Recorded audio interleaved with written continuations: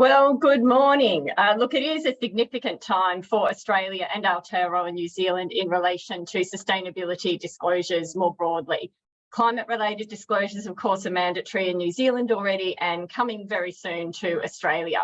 And the International Sustainability Standards Board has finalised its framework, consulting on a work plan following climate. What will they focus on next? And biodiversity risk is certainly one of the issues that they're actively considering focus on. And if it's not the next cab off the rank, we would expect it to come pretty soon after climate.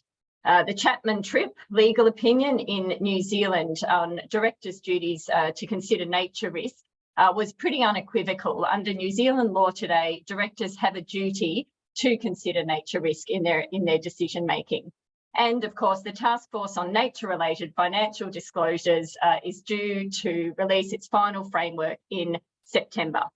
My name's Estelle Parker. I'm an Executive Manager at Responsible Investment Association Australasia, also the convener of the Taskforce on Nature-Related Financial Disclosures Consultation Group for Australasia.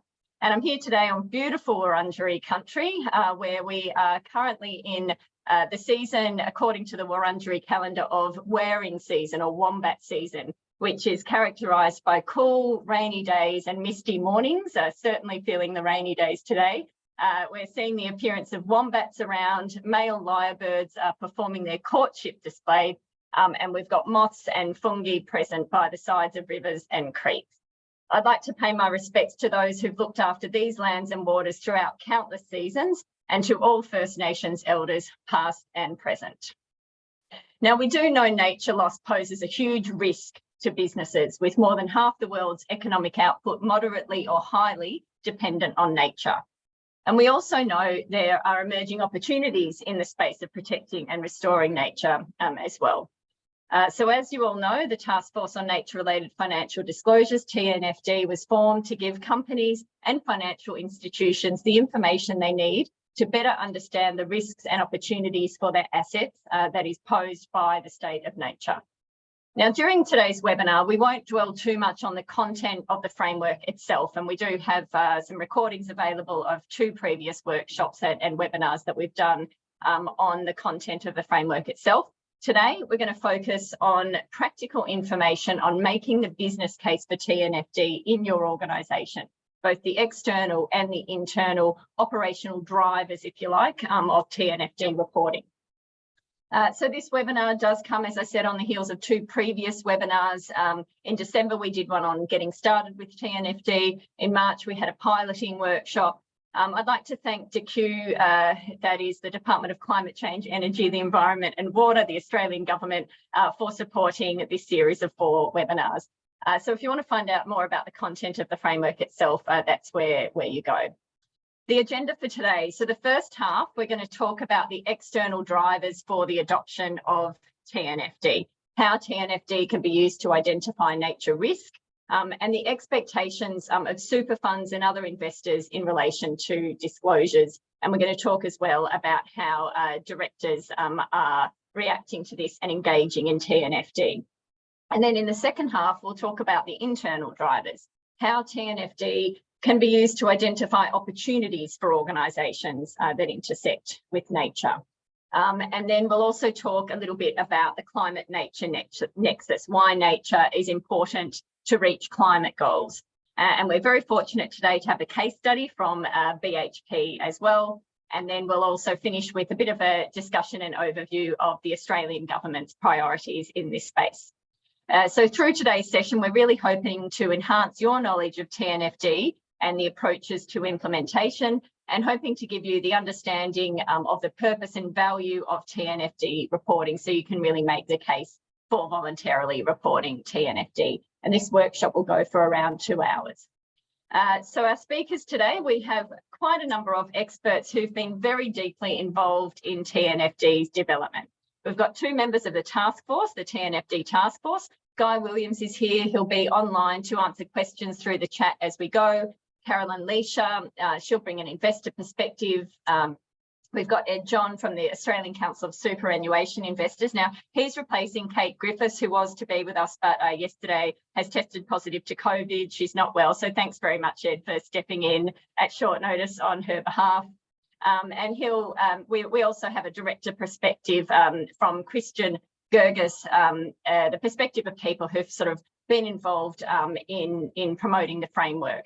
And then, of course, those that have been involved in engaging with companies to do so, Alex Banks from EY, major piloting project supported by the Australian government, and Tim Cooper from BHP. Let's get started then. I will hand over now to Timothy King. Tim King is the Chief Investment Officer from Melior Investment Management. He's had a long history in investment and wealth management more broadly, and he's been engaging with Melior's investee companies on biodiversity and nature risk. So he's going to talk to us today about how TNFD can be used to identify and address nature-related material risk. Thanks very much, Tim. Thank you, Estelle. I'll just share my screen. Just give me a sec.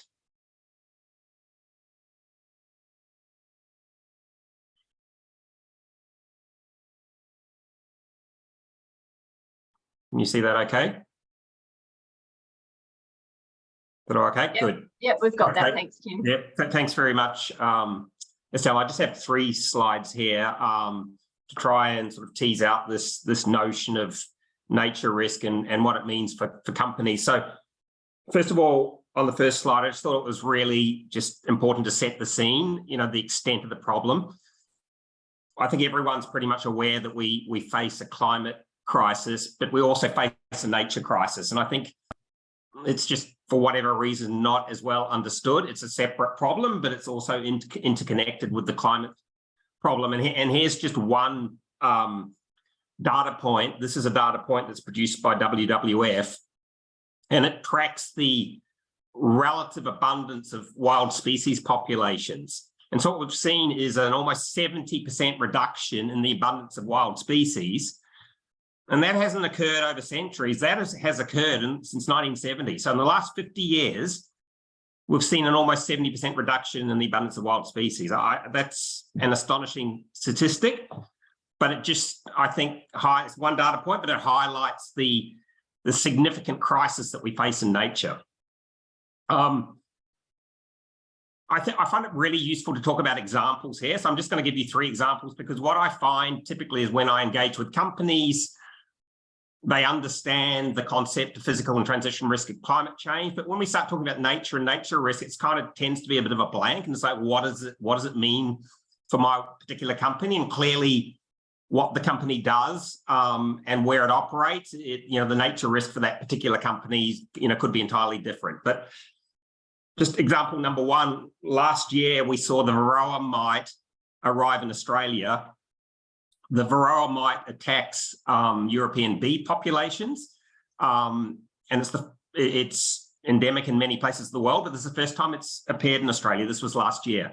Clearly, that has a major risk on the abilities of bees to pollinate, and therefore for agricultural companies producing fruit, for example, the risk around the inability of bees to pollinate has a significant risk of their ability to actually produce produce, right? So we had that,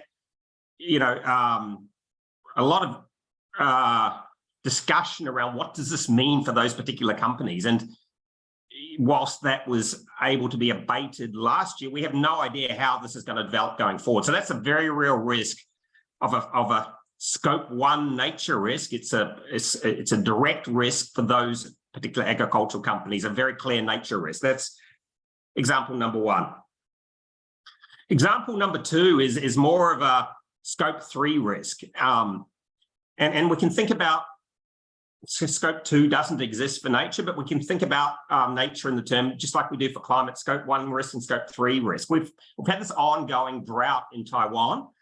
Taiwan's the largest producer in the world of semiconductors. Semiconductors are heavily dependent on water. They need water to be able to produce semiconductors. All businesses, in some form or another, are dependent on their ability to secure semiconductors. So, how do those businesses think about that risk, measure that risk. Clearly they're not doing it at the moment, but that's a very, very real risk for business, which is a scope 3. It's a scope 1 risk clearly for the semiconductor producers, but a scope 3 risk for all those companies that are dependent on those semiconductors.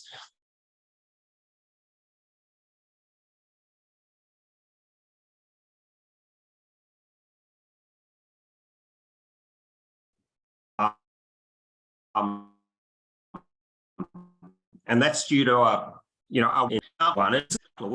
Southern Europe, particularly in Spain. And we've had this threat by German consumers threatening to boycott the purchasing berries and fruit and vegetables that are produced in Spain, because allegedly those producers are overusing water and extracting water illegally. So there's a reputational risk from nature through, once again, a problem around water and the ability to produce those products. So I just thought it was useful just to tease out a few examples of how nature risk can impact businesses. And finally, how does TNFD help us to assess this? At the moment, as an investor, we really have no structured information on how businesses are, how to understand the nature risk in businesses. And at a very high level, what the TNFD does through the LEAP framework is enable a framework and structure in order for us as investors to be able to evaluate the nature risk in companies. So I won't go through this in detail because we don't have any, but in essence, what does the LEAP framework do? Well, first of all, it through the L, the locate, what are the companies' interfaces with nature? At the E level, evaluating the dependencies and impacts on those nature interfaces. So for example, an almond producer in the Murray-Darling Basin, they're located in the Murray-Darling. The interfaces with nature, for example, they need pollination, they need water, they need productive soil, for example. Evaluating the impacts and dependencies, well, clearly, it's a water-stressed area, so water is a very key issue for those producers. And as I said before, they depend on pollination, effective pollination, and that effective pollination is being called into question given the arrival of varroa mite into Australia. The third part of this is assessing the risks and opportunities about these nature interfaces. And finally, the prepare is, what's the strategic response of the company reporting on this? What's the governance in terms of overseeing these risks? And, how are they going to try and address this? How are they going to report it? And how are they going to set targets around this? So just to conclude, nature is a very real risk for all businesses of varying degrees. And what TNFD does is bring a structure and framework in terms of, as investors, having consistent data in terms of understanding this risk, understanding the strategic response of companies, and understanding how they're going to prepare for the risks and opportunities that they face from nature. So thank you, Estelle. I think I'll hand over to Ed. Thanks. Yeah, that's wonderful. Thanks, Tim. And we'll delve a little bit more into kind of the conversations that Tim's been having with his investee companies later on during the panel discussion. But I'll hand over now to Ed John. He's an executive manager at ACSI. He looks after stewardship, the Australian Council of Superannuation Investors, for those who don't know. He's been with ACSI for 10 years, advising ACSI members on responsible investment issues. And he'll be talking with us today about what asset owners expect from investee companies and how TNFD kind of fits within global sustainability reporting frameworks generally, and touch a little bit on that fiduciary duty as well. Thanks very much, Ed. Thanks, Estelle, and wonderful to be here and to follow on from those comments from Tim. I think the challenges for asset owners, I think, are similar to some of the issues that Tim has raised from an asset manager or evaluation perspective. Before I get formally into the detail, I just also want to acknowledge I'm joining from Wurundjeri country today here in Melbourne in Victoria, and pay respects to elders past and present. I think one of the key issues from an asset owner perspective, one is that element, particularly for superannuation funds, that their investment exposures are large, they're economy-wide and they're also long-term. So we think about the major companies in Australia, funds will be invested today, in 5, in 10, in 20 years' time. And I think we can all recognise the impact, well, the fact that nature really underpins, the operation of markets, also human existence, and has immense sort of social and cultural value. And we know that, as Tim has outlined, that value is being rapidly eroded by unprecedented rates of loss, both in Australia and around the world. Clearly, from a human perspective, that's a huge risk to societies, but also I think the element that we're now seeing is the recognition of nature loss as an investment risk, and a risk that's interconnected, obviously, with the climate crisis and a range of other issues. I think one major challenge for all of us, and that may be investors, companies, and others, is actually taking the global challenge and then bringing it into a specific context, or a company or asset level context. And so we're all sort of aware of the huge statistics, like the fact that more than 50% of the world's total GDP could be moderately or highly dependent on nature and the service that it provides. And also, the ACF pollination and others, work in Australia where, the estimate is by 2050, the Australian economy could lose up to, I think it was US 20 billion annually as a result of nature loss.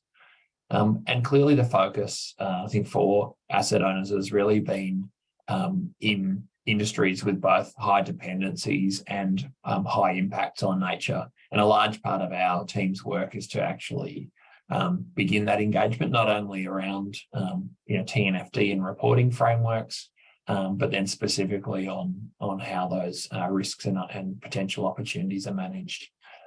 So that challenge, and I know we'll talk about a lot in the discussion today, taking the high level into the specific, I think is a huge focus for all of us, and really where the discussion on biodiversity and nature needs to move. And I'll talk about that in a minute at the company context, but I also think it applies to policy. And again, Kate, my colleague who leads a lot of AXI's policy work in this space, points to the fact that we've seen things like the Global Biodiversity Framework, which came out in December 2020, which saw over 190 countries coming together to set a set of ambitious goals and targets, which will then see individual countries taking action and a whole range of regulatory shifts, which again feels a lot like transition risk, or a lot like climate risk, even if we're not as developed in those frameworks or regulations. And I guess the other couple of things to point people towards: the recognition of biodiversity loss by the world's central banks as a source of systemic risk is really important at that macro level, and also point people towards the ISSB. I hope I can just use the acronym there, but I'll use the extended version, the International Sustainability Standards Board, which have obviously been very, very focused on climate in recent times. But note the fact that ISSB is focusing a lot, and there's, part of its agenda and consultation is, currently considering, more detailed research projects on biodiversity, ecosystem, and ecosystem services. So in time, it's hard not to imagine that the sorts of reporting that TNFD is establishing and the sorts of work we're seeing in climate, won't be replicated in the nature space, or it will certainly, link in with those processes. So I guess to focus on the issue of today about TNFD, I think the key, problem it can solve is that we've known about these issues for some time. There've been a lot of high-level discussions, but without a framework and without sort of data and information, it's incredibly difficult to translate these high-level risks into, I guess, specific considerations and also actions for companies and for investors. And I think that's where TNFD provides an incredibly useful tool to set expectations, and to really get companies thinking internally about where risks, value drivers sit in their sector. And I think Tim made an excellent point of those company level examples are really critical here, because otherwise you sort of stuck up in the clouds without the relevance of individual sort of assessment processes, responses, and ultimately, data and metrics and capital allocation activities. I think, recognising that one of the Taskforce aims is to increase ambition over time, and the incorporation of nature-related issues. And I think we're seeing that, and we're going to hear from companies today on the call about that. And I think that's really critical, because that really matches the investor aim. Investors can't really price the risks or the issues or engage around them if there isn't a decent level of sort of data and disclosure. And so this, I think, momentum, we saw it with TCFD, where within 1 or 2 years, it basically became the ubiquitous reporting standard. Again, that fast development around TNFD, and importantly, I think the underlying issues we're certainly seeing in Australian boardrooms and Australian companies, and we see that as a huge positive. Again, recognising that talking about nature or biodiversity at the high level may not mean much, but what we're seeing and encouraging is more of that bottom-up work, because if we think about soil degradation or deforestation or water management, these are actually all things that are very much in the kind of management lines, wheelhouses, and understanding of many companies in exposed sectors. So sometimes the label potentially doesn't get people engaged, but if we dig deeper into those underlying risks and issues, and they begin to flow up into TNFD or connect with TNFD reporting, we think that's really great. A couple of points, because I want to leave plenty of time for the discussion, but one thing we're emphasising is not letting the perfect be the enemy of the good. And we saw a similar thing with the TCFD framework, and that is there will be gaps in early years of reporting. So companies thinking through the framework, thinking through its application, and particularly thinking through the underlying issues and starting that process is really critical. Don't wait until you have the perfect TNFD disclosure, which ticks all boxes and, is a sort of stage 5 piece. Actually doing that work and starting the process and being informed by the framework, I think, is a really important first step that we're encouraging in a number of companies. As well, that work to kind of start to set industry standards or increase the recognition of sort of high impacts and dependencies is a major focus. I think, and we've already talked about that interconnection with climate risk. I think another one that we're commonly seeing deforestation and land use. I think a few of those other areas which have been a major focus are things like the role of nature in climate risk, and questions around meeting climate targets. Can they actually be met without appropriate management of natural capital and nature risks? But again, I'm at risk of opening up some really large questions there. But I think that, again, that approach of companies embracing the framework, looking deeply into their own sort of supply chains and operations, and beginning that journey around the TNFD is something that asset owners are really focused on, and we're certainly seeing in a lot of those company level discussions. But I'll pause there and look forward to the discussion. That's great. Thanks very much, Ed.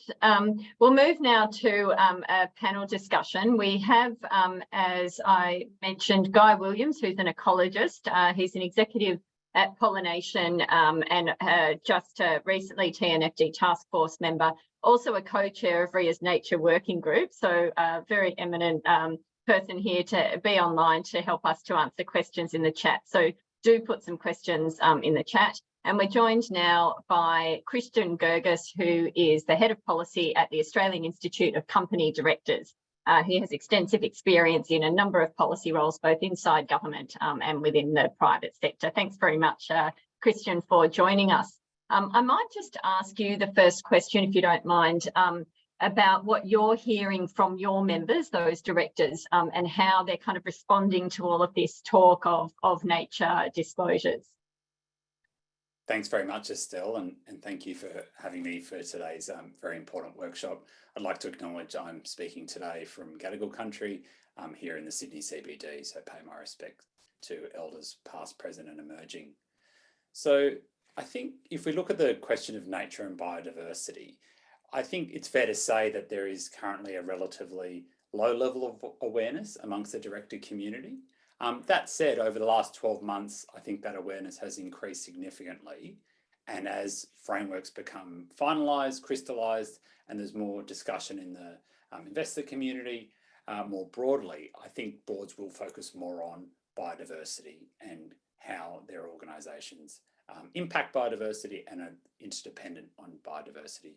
And I think Tim, in his presentation, highlighted some great examples of that. One of the challenges here is that there's a bandwidth problem, I think, for many boards at the moment. Rightly, there's a big focus on climate change and there's forthcoming mandatory reporting from 1 July next year for large entities. That some would say is an overdue policy development.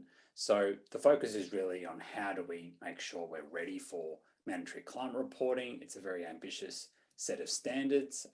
Not many organisations report anywhere near what the ISSB would be requiring, notwithstanding TCFD has been around since 2017.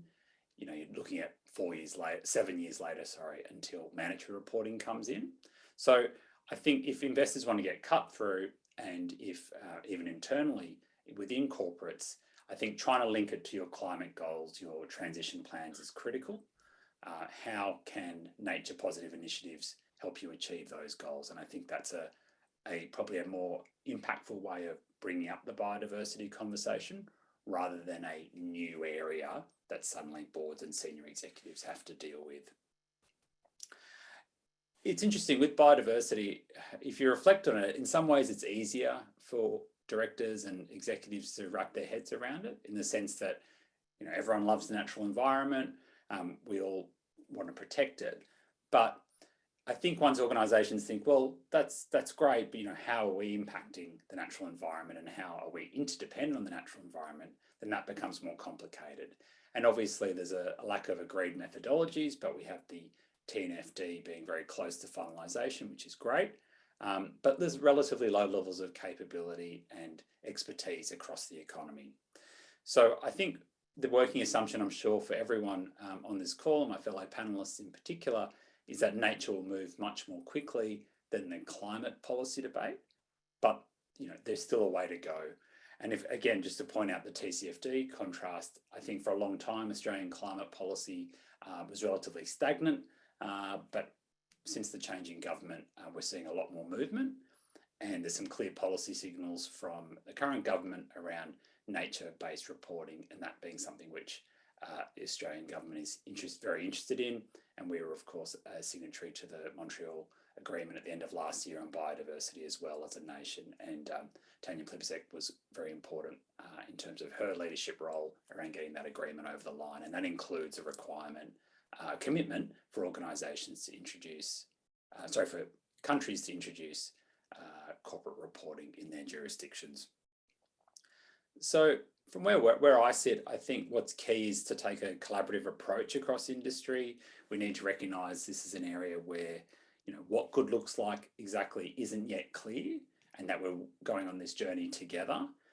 Investors should, I think, be working with their portfolio companies, and I'm sure they are, around making clear what they want to see, highlighting good examples of practice, but recognise that there's a very long journey to go, but we need to do that in as compressed and as fast a pace as possible.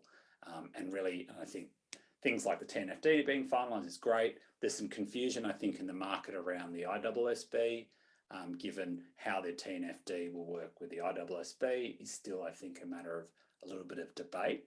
But I think given how much boardroom attention is focused on climate at the moment, I think that's a good thing, but really trying to make sure that it's linked back to, well, you've made these climate ambitions, you're going to have detailed transition plans as part of your reporting to the market. How are we thinking about biodiversity? And I think as well, and this might be maybe eating into some of the conversation later on, you need to be looking at it as a strategic and a risk question rather than a how do we produce a report and see it as a compliance exercise, because I don't think that's going to be the right mindset to really expedite change and a level of awareness raising in the organisation about how fundamental these issues are to many corporations. So I might close there, Estelle, in terms of an opening comment. Indeed, some really good points there, Christian. Thank you. I might ask you, just picking up on a point that Christian made about the importance of taking a collaborative approach. Sometimes the conversation kind of turns into there's somehow this divide between what investors want and what companies want. Is that your view? And just sort of following up on that, how can organisations tackle this perception of a divide between sort of investors demanding things and organisations kind of struggling to kind of start with this reporting when they're making the case internally for TNFD? Thanks, Estelle. I don't think there's a divide. What I think needs to develop, though, is an understanding of the shared value. So when we talk about long-term success, sustainability, the investment in these areas as a driver of value, or certainly something to reduce risk, and a shared understanding of that problem. I mean, there will be instances where maybe there are entities that are highly exposed and they're just not engaged, or they're sort of not listening. But I think in the main, there's actually not a great divide. And again, we'll hear from a company later in this roundtable around that. But I think that shared understanding is key, and that has been there in many of the discussions. I also think the emphasis that needs to be there is just on clarity. So the clarity of the ask from investors and other stakeholders, and I think the clarity within companies around those value drivers and issues is really, really important. So let's not go straight to acronyms or straight to the high-level commitments. I mean, they are important, and things like the TNFD is sort of important scaffolding or sort of framework for reporting. But actually, digging into the individual exposures or supply chain exposures or regulatory risks, I think, is a really key issue, and really the recognition and recognition of both the impacts and challenges around those is an important starting point. And I think if we do that, then actually there's not a divide, particularly when you look over the long term.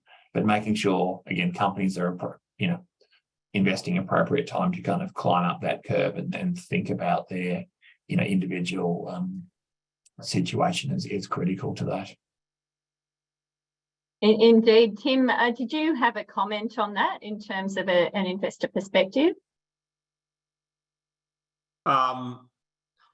What I'm seeing is very much consistent with what Christian just said. So I think awareness of nature risk has increased significantly. And I'm talking about my interaction with companies from board level down, right?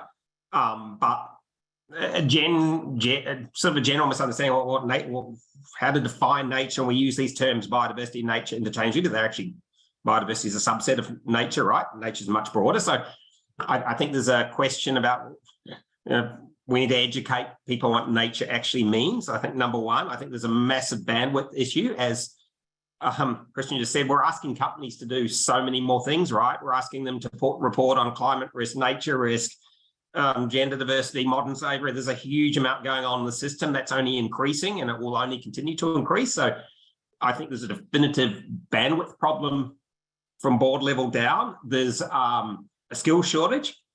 The science embedded in nature is far more complex, in my view, than the science embedded in climate and less developed. So who's going to do the work? There's a data problem. I think as Ed, where's the data going to come from? And some companies have the data in various forms, but it's in various forms and it's probably not complete. And typically the systems aren't there. So, I just think there's just a huge amount of work to be done, and it can be very overwhelming. I think Ed said,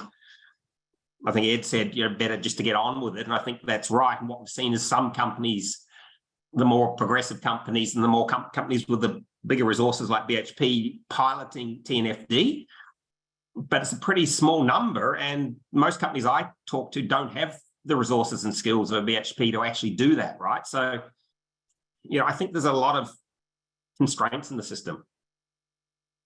Indeed, and there's probably quite a lot of those companies on this call as well, and be really interesting to hear from BHP later about their experience, and also, some of those that have been more closely involved in some of that piloting work. Tim, are you hearing from your investee companies, and Kristen, feel free to jump in as well, that they're waiting for the final framework, that piloting was, too challenging, or, wait for the final framework to be released and then consider it, or because TNFD, of course, are encouraging organisations to engage now? Yeah, I do hear that, but I think that's sort of a coverall for all the sort of constraints I just mentioned, Estelle, rather than anything else. I just think those underlying constraints, the issue is kind of why they move more quickly. Yeah. So do you think we're moving too fast? Any of the panel, feel free to jump in here. Well, I would argue we're moving too slowly. If you look at the underlying problem, right, we've got a massive problem here. So from a macro sense, I think we're moving too slowly. But from a micro sense, given all those constraints I just mentioned, we're moving too fast, right? Because I think the key issue here is skills. Who's actually going to do the work, right? This requires multiple. We know the STEM shortage anyway in the system. This requires deep science across a whole range of different disciplines. So that is a problem alone, in my view. So where do the skills come from? I mean, that's a big question, but I think that's, in my view, a significant issue that I see all the time. Yeah, and maybe I can just jump in as well on Tim's comment there. And I think without those skills in the system, there's a real risk of greenwashing, for example, because it might be that people don't actually have the skills to fully assess what is happening. They'll make some disclosures because they feel like there's a bit of market pressure to make those disclosures, and frankly, those disclosures aren't as comprehensive as they should be, but maybe not necessarily due to any malintent. So I think, look, this is obviously a nascent area of reporting here and globally, but I do want to emphasize that point around organizations should be looking at the interdependencies between nature and their business, identify who in the organization is responsible for this issue. That's a really kind of simple initial step from a governance perspective. How high a priority is this? What resourcing is going to go into it? And also look at some of the examples, because there are some good examples of reporting out there, but they're relatively few. And I think this is where, to Ed's point, we need a collaborative approach between the corporate sector and the investors as well around, don't necessarily hit me over the head for not understanding these issues, and obviously it's incumbent on organizations to educate themselves, of course, but help point me in the right directions of the kind of disclosures you want to see, the kind of reporting that is actually going to be useful for you to assess the value of my company going forward. Because there is obviously shared value here. That long-term view is, the long-term view which, many investors, in particular super funds, should and are taking, 20, 30-year view. And these are where nature risks can definitely materialise. I don't want to be too... Yeah, sure. Oh, sorry, just quickly, Estelle. And I don't want to be too black-hatted here, because I think underlining all the comments Tim made around data, expertise, relevance, and probably just adding a couple as well of a lot of these issues are very kind of place-based, or they have geographic overlays. They have that sort of complexity of not being quite individually determined as well. So what one mining company reports as against another, or the sorts of issues and how they're captured could be completely different. And we've seen that challenge in other areas like human rights or other supply chain exposures. Again, I'm positive that more companies focusing on it and acting will actually see, better data, or see the sort of, hopefully the STEM training and the people come on board to be able to action those points. But I think it's not there are similarities with the kind of climate development, but there are also a lot of differences in terms of the expertise, measurement, the sort of data sets required, which are going to need a major focus in order to to develop into a standard that we can actually all, use meaningfully. Sort of in the presence of all of these challenges, and then in the absence of sort of many examples of good practice or leading practice, what can individuals in organisations do to start this journey? If I could have a first shot, Estelle. Well, I think that, there's a bit of an element of meeting organisations where they're at. And so, again, rather than flying in on the cloud of nature and saying, hey, let's go to the highest of high level issues, I often think, and similar to Tim's earlier discussion points around some of those bottom up issues, if you start to engage with companies highly exposed in the agriculture sector around soil degradation, or mining companies around deforestation or site remediation, and these other areas which are highly sort of connected to nature or sort of sit below that consideration, you can actually have some quite rich discussions, and there's probably more information on the management of those than is currently out there in the market. So trying to find those bottom-up relevant sort of risks and indicators, I think, is one of the best ways into the discussion. It's clearly not the end of the story, and there's all sorts of other complex issues, but actually finding those issues, again, like water, like soil quality, like, I think many of the issues that are also tied into regulation are already in the sort of risk maps and already in the processes of companies, but building on those and expanding on those rather than coming with a totally new set of issues is where I find some of the richest discussions. Yeah, I think that's right, Ed. Sorry, just to jump in on your points, because I think conversations around environmental protection plans, EISs, they've been around for decades, right? So I think if you can try to link it to some of that conversation, that probably makes it a little bit easier. But I do think the mandatory climate reporting regime is a good trigger for organisations, given there'll be a lot of focus at senior exec and board level around signing off on those disclosures, and around how do we come up with the right kind of transition plan, and how do we detail that to the market.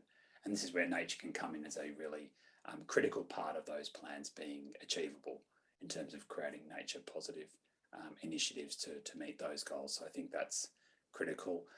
From a board perspective, the most effective weapon any director has is the ability to ask questions, right? And so, directors that can ask questions of management, therefore signaling that this is something they're interested in, that they do value, and that they want to see prioritised. So I think that's an important part of the puzzle as well. Because I think some of it will be bottom up, but I definitely think you need some top down, given those bandwidth challenges which Tim was discussing earlier. Great, thanks.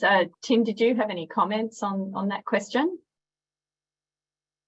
Oh, no, just to add what I think Christian said before, is that ownership. Like, I think it's important that there's someone at the board or a subcommittee of the board or whatever, and someone in the executive management team to own this issue, right? So there's at least that ownership within your organisation to at least be a point to understanding, the developments that are occurring. I think that's a crucial thing. Yeah, that's great. Thanks. Really good advice from all of you.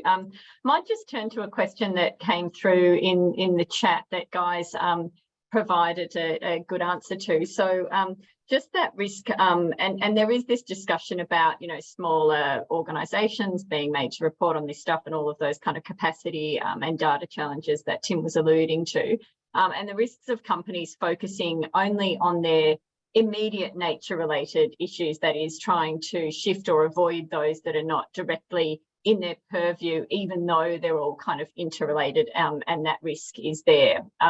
And guys responded that initial engagement by many businesses on materiality of nature could see some attempting to shift responsibility to others along the supply chain, or only focusing on those direct impacts that are actually in their operational control. But really, TNFD does require the consideration of nature-related risks and opportunities across the supply chain. So we need to understand this to confront that indirect risk. And this is kind of analogous, I suppose, to that Scope 3 reporting. So thanks very much for your question, and thanks to Guy for the response there as well. I might just, and then there's one other question in the chat, a really good one actually, about examples of good reporting. So you can see some of those, well, if you look through the TNFD website, of course, but I might just ask the panel now if they can point us to some resources that might be available, and we'll share these in our post-event email as well with all attendees. So what resources are there available, and where can people go to see some of that leading practice at the moment?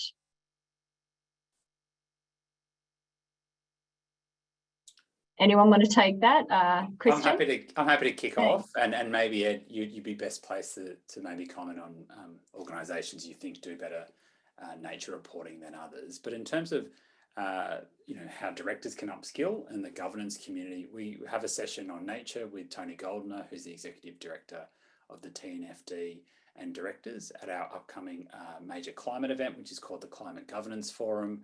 That's on 11th of August in Sydney.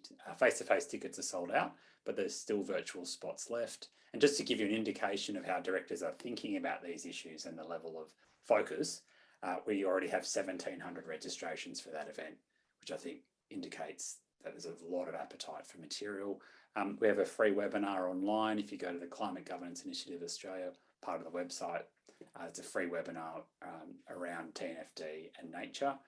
And we will be releasing in the coming month or so a resource for directors around how do they think of nature as a material risk and go through those considerations. So I might maybe pass then to Ed to talk through maybe on the disclosure front, Ed. Yeah, happy to do that. And so our research is a little bit old now, but we did some work with EY too on what was available and what was the examples out there. And again, it's early phase across the board. So I'm a bit loath to actually highlight one company or another, because I think it's very much an area where nobody has cracked it. I would say as a general comment, though, that the companies that are actually piloting TNFD, to Tim's earlier point about who's responsible for it, are boards thinking about it, are people resourcing up? It probably is those companies that are piloting the TNFD, as a signal that they're actually sort of committed on these issues.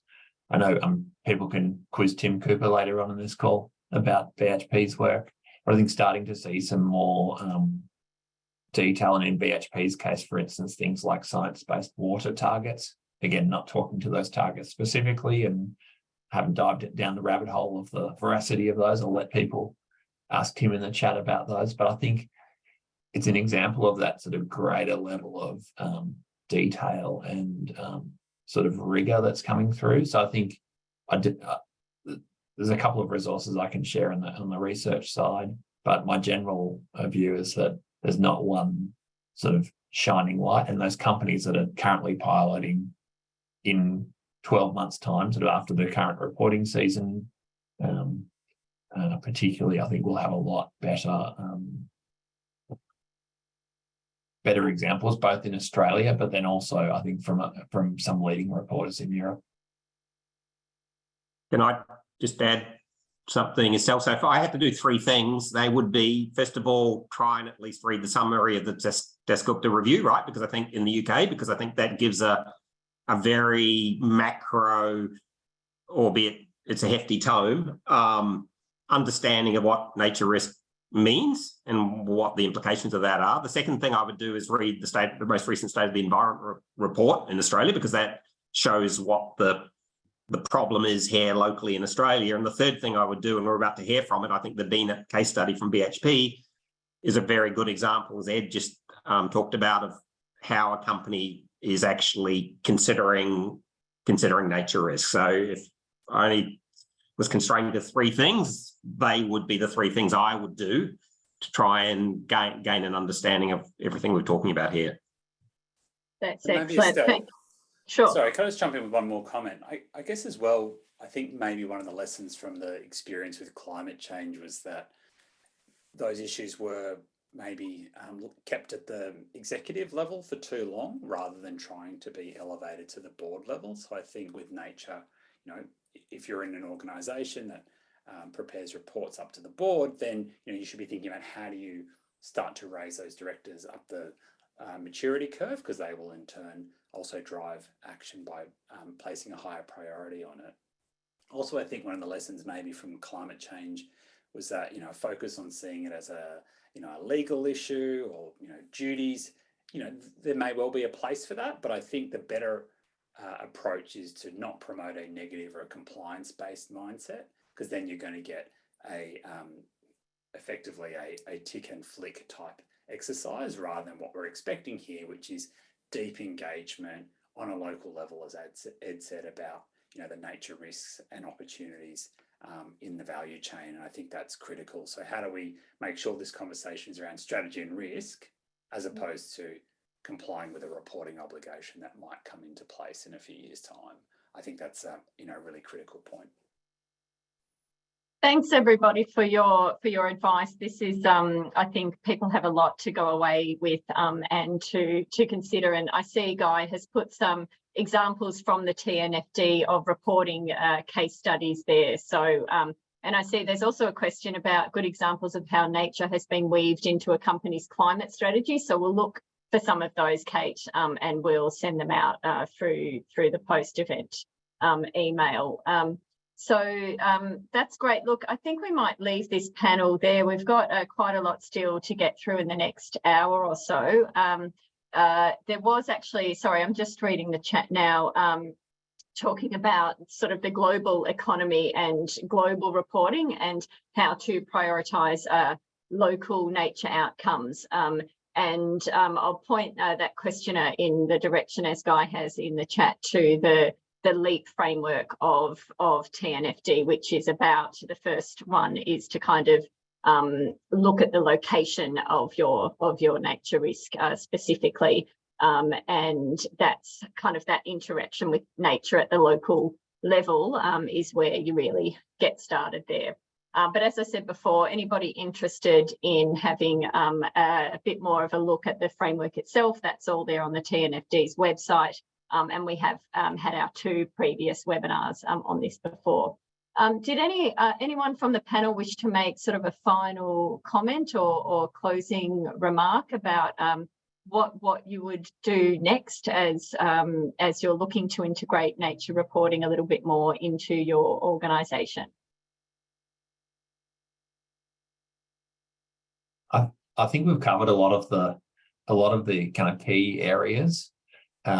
But I would just say, I think the early adoption and getting onto this early. So Tim's talked about that challenge of upskilling, and and for instance, Christian's talked about that challenge of boards getting their heads around the issues.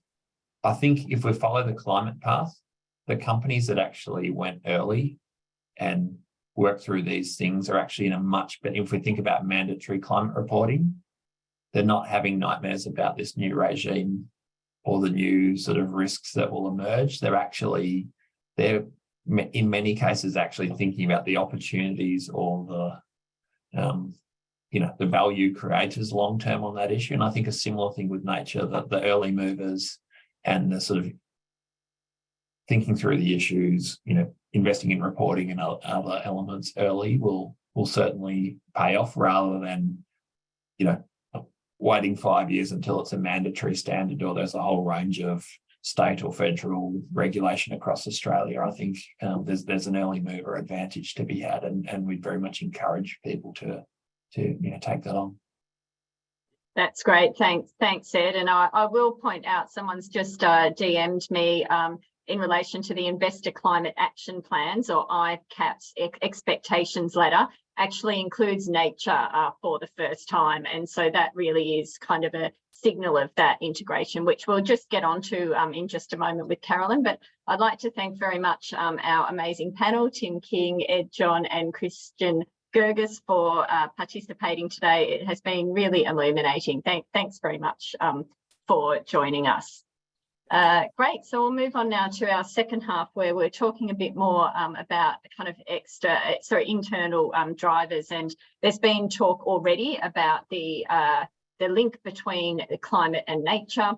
Carolyn Leisha is a TNFD Taskforce member, and she's also the Natural Capital and Biodiversity Global Lead for KPMG. She comes to us with over 20 years experience at the forefront of global sustainable finance issues.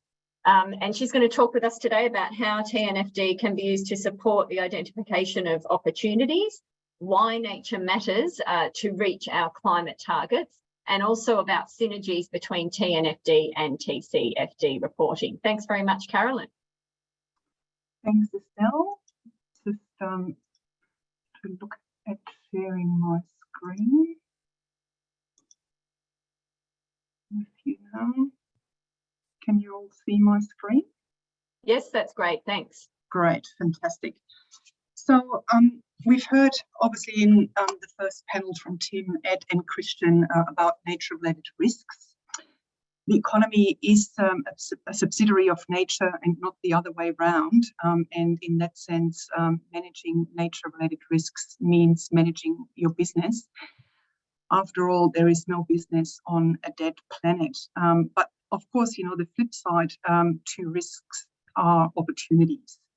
So I would like to switch gears a bit in that second half and focus my presentation today to address the key market driver with an emphasis on the nature-related opportunities and examine also the maturity pathways which we can expect the TNFD to take that might help to inform or underpin the business case for the TNFD in your own organisation.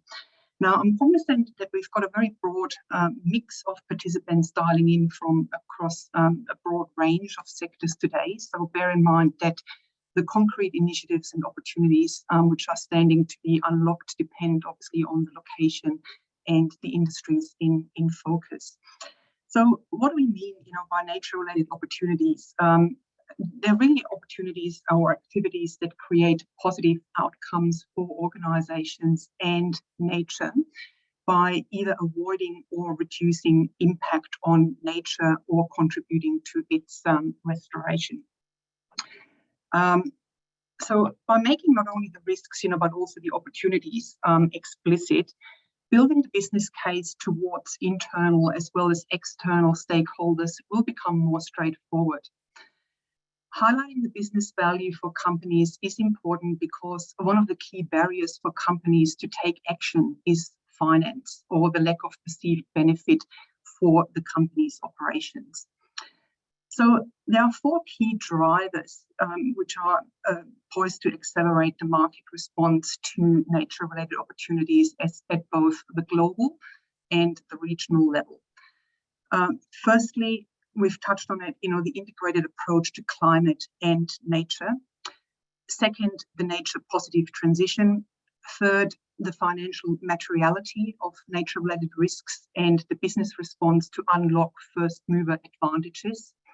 And fourth, the evolving regulation. So I'll take you through each one of those now. Firstly, it makes both scientific and business sense to address nature and climate together in tandem. As the Northern Hemisphere is engulfed by blistering heat waves and a number of global land and ocean climate records are broken, I think by now we can all agree that nature is indeed integral to climate ambition and resilience. We are living through both a climate and biodiversity crisis. They're two sides of the same coin. Climate change is already a major driver of biodiversity loss and will become even more so in the coming decades unless we contain the global warming to below 1.5 degrees. We're also seeing standard-setting bodies such as the ISSB who are already looking into how to incorporate nature into their standards. And in a nutshell, the nature imperative is clear and opportunities are plentiful. So in this context, organizations should not develop an approach to nature in isolation to climate. And the consideration again here is and we've touched on it, in the first panel, I think, Ed, is that the current capabilities which are already built around the climate analysis, the risk assessment, and also the customer and supplier engagement should be considered in relation to how they can incorporate nature considerations, which gives me a good segue into the second market driver, which is the nature positive economic transition.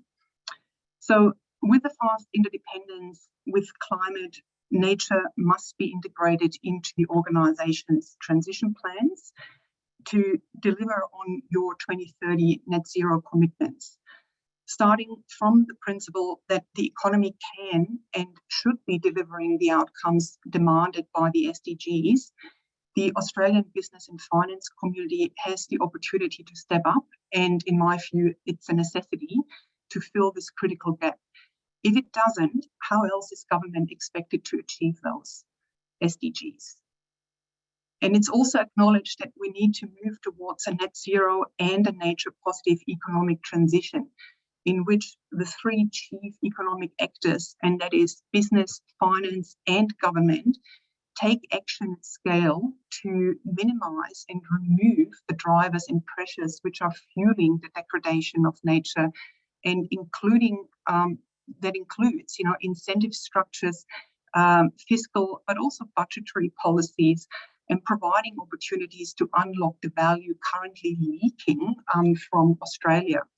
And in that sense, really providing the springboard to implement a broad mix of viable large-scale initiatives, including, but not limited to, nature-based solutions for decarbonisation across various sectors, whilst really creating a win-win-win for nature, climate, the economy, and the people. But getting it right will not, however, happen automatically. Whilst some leading Australian businesses and financial institutions are already making progress and have piloted the TNFD to better understand their impact, dependencies, risks, and opportunities on nature, we know that it's time to move now from niche to a bigger movement to encourage the broader uptake and alignment of nature positive business and finances practices. And they're not to be confused with the disclosure requirements, because before you actually get to the D in the TNFD, it's important to consider what actions you actually looking to make across your strategy and in your business operations. So identifying and assessing, developing targets, acting and monitoring are really the steps, which are required by any organisation to manage their impact and dependencies on nature. And as I've put on the slides, institutions like the World Economic Forum, the WWF, and even, the IPBES are encouraging organisations to develop nature positive and net zero transition plans. The SBTN have issued guidance on setting nature positive targets. It's not for the faint-hearted, but there's still, obviously a way to go in terms of the maturity pathways there. But again, at the global level, the World Business Council for Sustainable Development is developing nature positive roadmaps for several key sectors that can be adopted by industry. And this is mirrored here in Australia, for example, by the GBCA for the property sector, and could be encouraged to further extend to other industry-wide sustainability frameworks in other sectors in Australia. So it's really, we're seeing, this movement by industry to develop a shared understanding of what good nature positive actions actually look like. The Transition Plan Taskforce, again, contains guidance on integrating nature into transition plans, and the TNFD Secretariat is working with all of these organisations to seek the maximum alignment in and across these initiatives. The Taskforce Secretariat is also already looking at how to create the enabling environment for the broad adoption of the TNFD post the final framework release in September.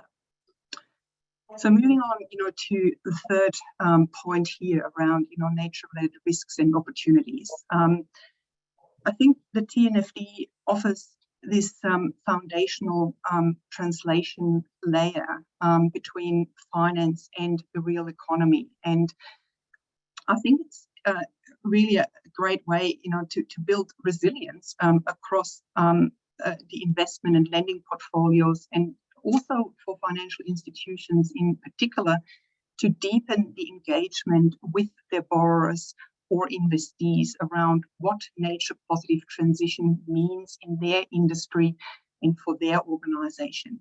So, for example, how companies approach operations in sensitive areas or incorporate Indigenous rights, or how corporates are applying the mitigation hierarchy. And over time, I think we can also expect that the comparability in and amongst corporates within sectors will increase, and disclosure will become more transparent and complete. And it's raising the tide for all corporates to lift their ambition targets and accountability and actions towards net zero and no net nature loss.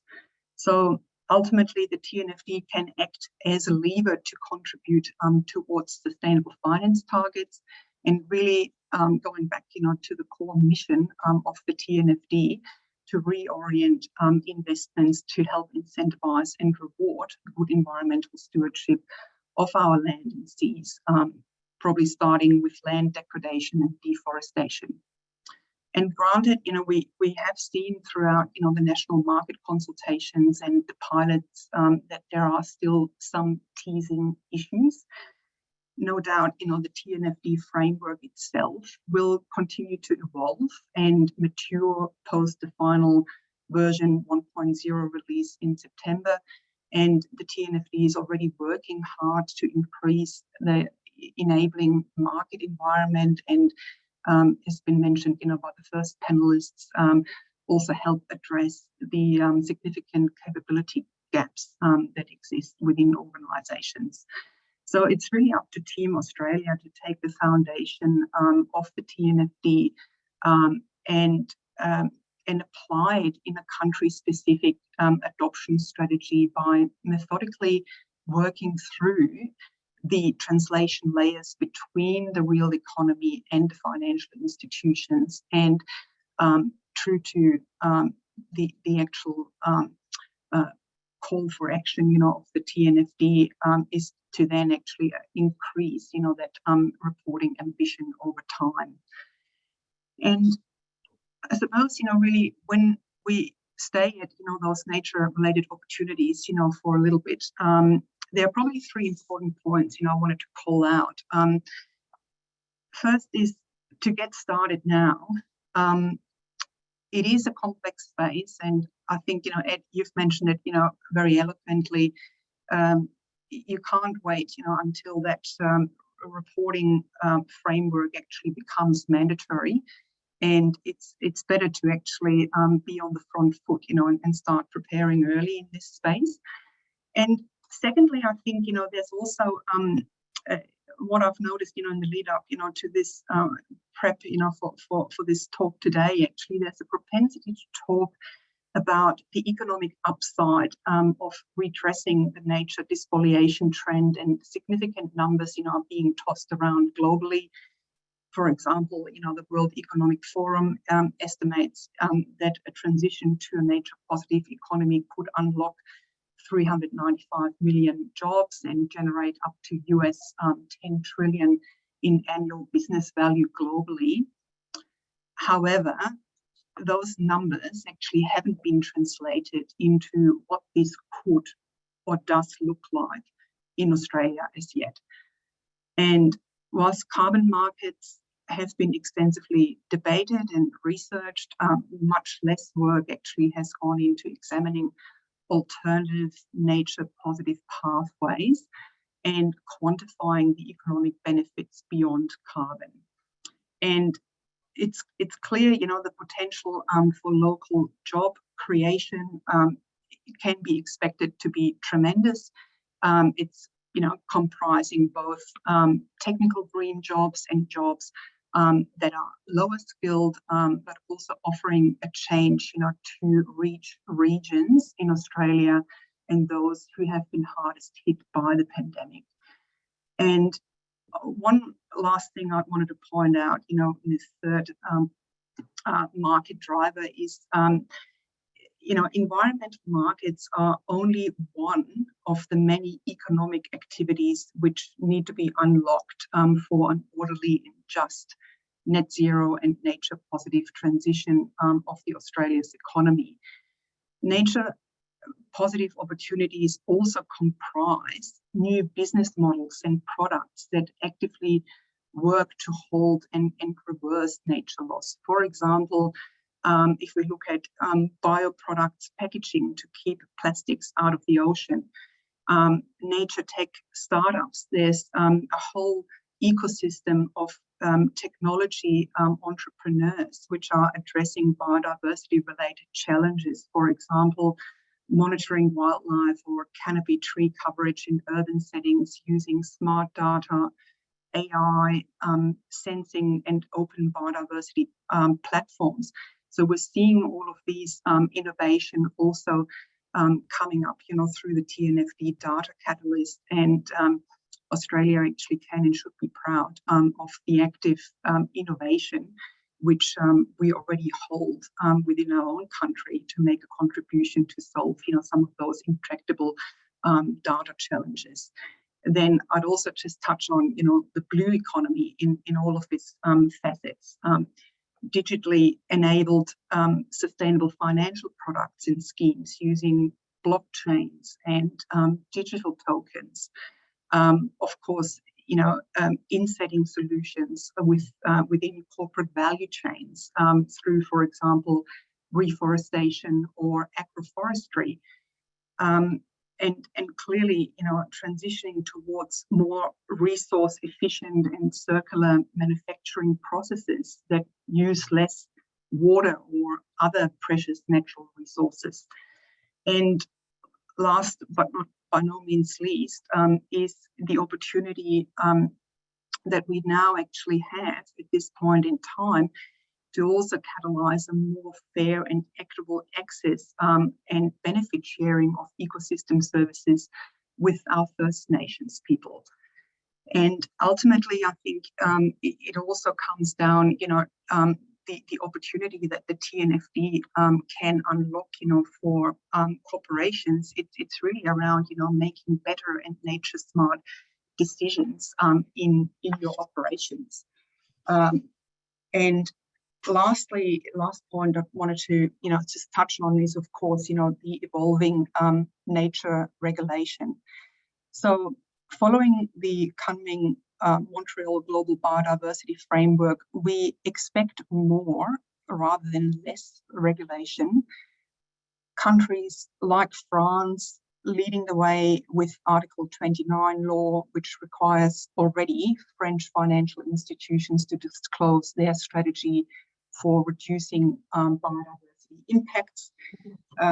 Put it on the slide here, an increasing number of central banks, including the European Central Bank, the Bank of England, and the Monetary Authority of Singapore are outlining their requirements for financial institutions to identify, monitor, and manage nature-related risks. Nature disclosure may also be mandated by governments following COP15, and in particular Target 15. We've talked about it in other working group sessions, which speaks directly to that point. And the pressure is expected to mount in the next years. We've got COP28 coming up in a few months, and we can expect nature to be a big focus there as well.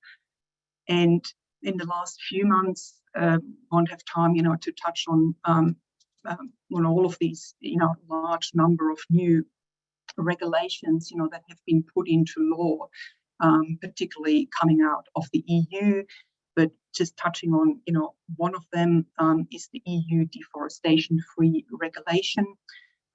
This is an obligation stemming from the regulation that affects exporters and traders of certain commodities, such as cattle, soy, wood, rubber, palm oil, cocoa, coffee, to prove that these commodities are both deforestation free and legally compliant with all relevant applicable laws it's already in force now, actually, in the country of production.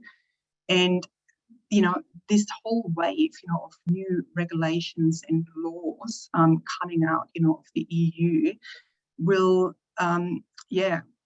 really actually is a strong signals also for our Australian exporters to implement nature-related due diligence systems and conduct, those risk assessments to mitigate risks, but also obviously providing, the continued opportunity for market access and trade.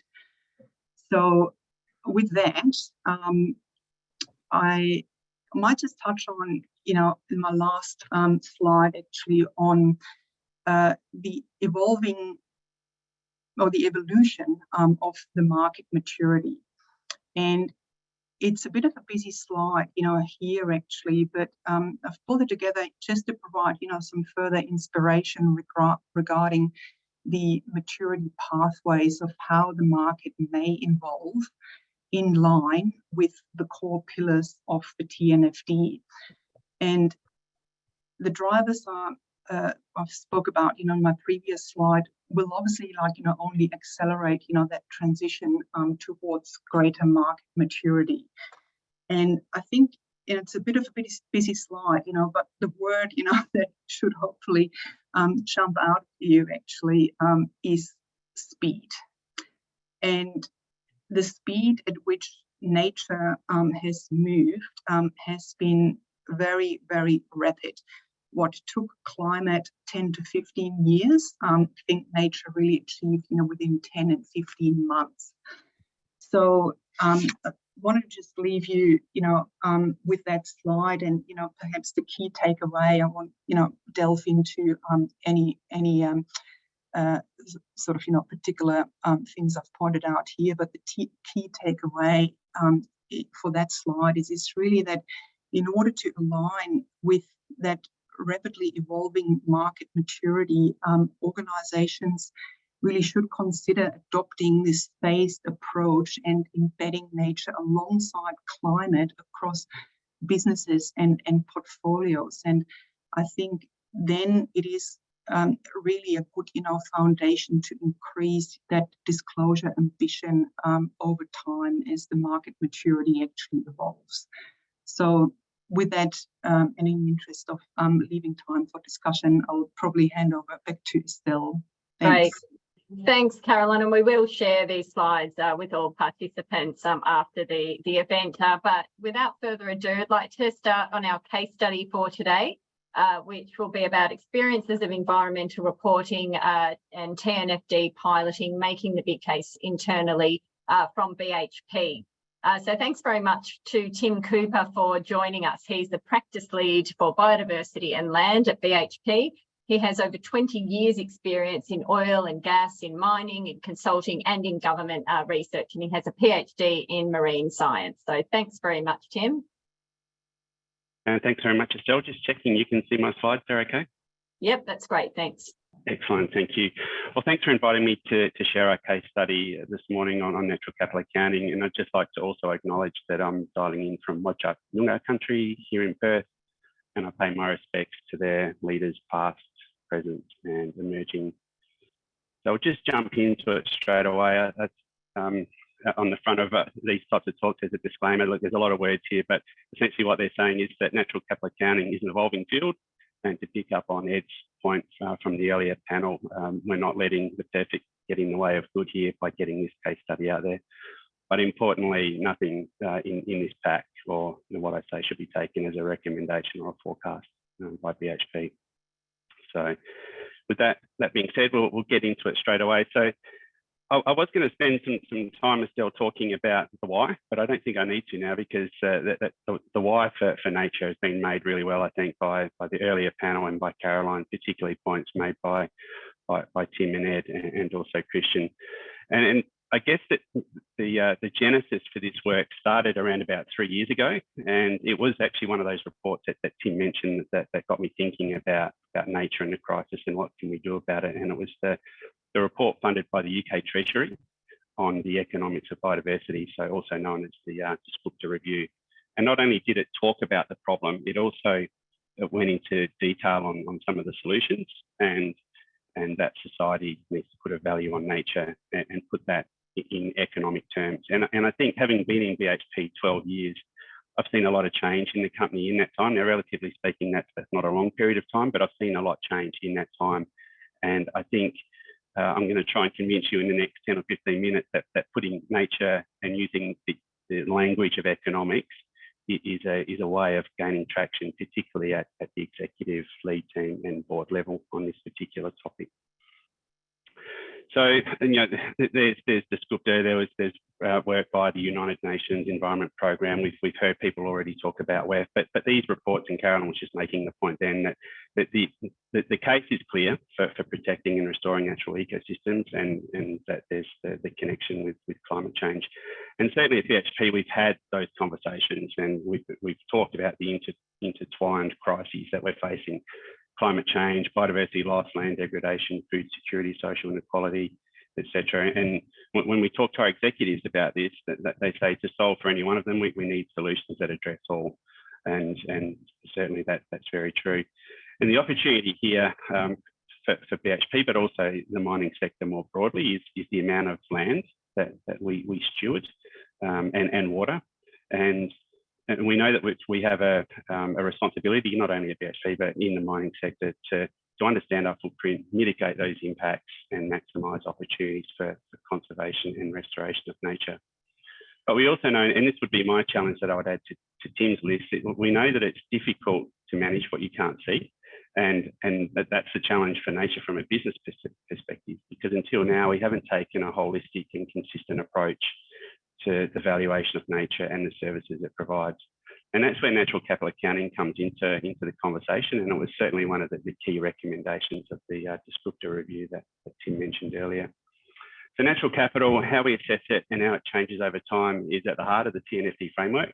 And it's also a key plank, if you like, of our new 2030 healthy environment goals. So we commissioned this case study to gain and share insights on the options and approaches for developing natural capital accounts, and to explore this concept of valuation of ecosystem assets and whether we could use it in our decision-making processes.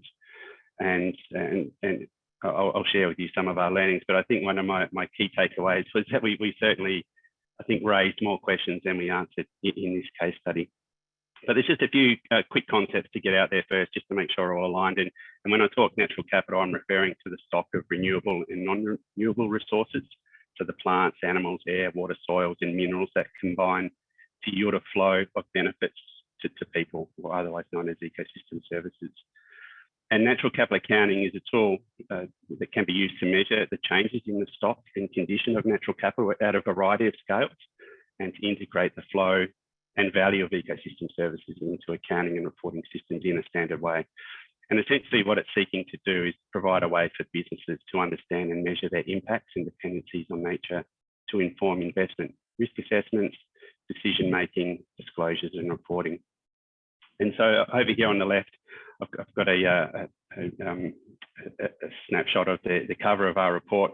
The report was done along with a technical advisory group comprising people from CSIRO, Curtin University, University of Western Australia, the CRC Time, and WABSI, that's the Western Australian Biodiversity and Sciences Institute, to assist with any technical challenges that we knew would occur as we progress through the study. Now, just for timing context, this report and case study took 2 years to produce, so it was certainly more complex than I initially thought it would be when we set out to do the work. But just to locate you on the map, the study site that I'll talk about, BNUP, and on the edge point, how do we go from global to site-based issues? I'm certainly going to take you from the clouds, as Ed referred to it, down into the weeds.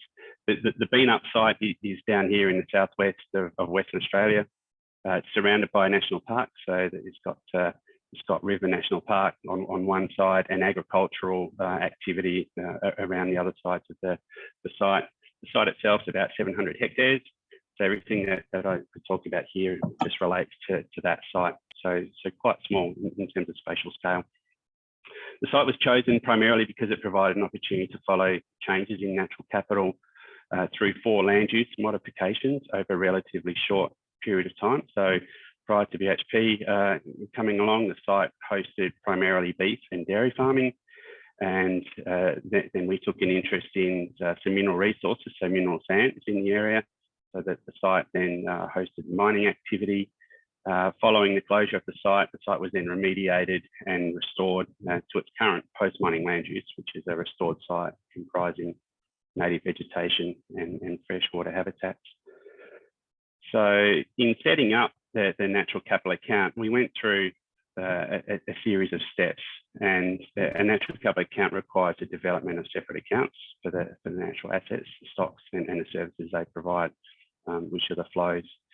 Both the stock accounts and the flow accounts are recorded in physical and monetary terms, and the stock account parallels the concept of a balance sheet and records assets at the start and the end of the accounting period. And the flow account captures the changes in environmental profit and loss accounts, and they're similar to a financial P&L statement. I guess a critical step in developing a natural capital account was our scoping stage, and that determines what is included in the assessment. So the approach that we took for the case study was aligned with the Natural Capital Protocol, which outlines a pathway for determining the most relevant natural capital impacts and/or dependencies through a materiality process. And the analysis, assessment, and prioritisation of impacts and dependencies helped us identify those assets and services that are, or potentially could be, material to our site and or society, and were therefore included in our natural capital assessment and helped in the development of our accounts. And certainly there's a lot more detail in the report than probably what I can cover off here, but the image that you see on the right of the screen is just an example of the 4 different scenarios and how the boundary of our site changed through time. So in pre-mining, when we took out the mining tenements, the area of land that was owned or leased or managed by BHP was larger than what we have there today, which is a much smaller site, sort of in this area of the image. But certainly I'll put a QR code up on my last slide that will take you off to the report if you're interested in finding more details. Certainly there's more in the report than what we can talk about here. But here's just an example I've taken from the report of the balance sheet. So just to explain the structure, and we did spend quite a lot of time with our technical advisory group on what the balance sheets and the P&L statements would look like. Where does something sit? Does it sit as a flow to the company or to society? So I'd say we spent a good 12 months just talking through the structure of how this would look.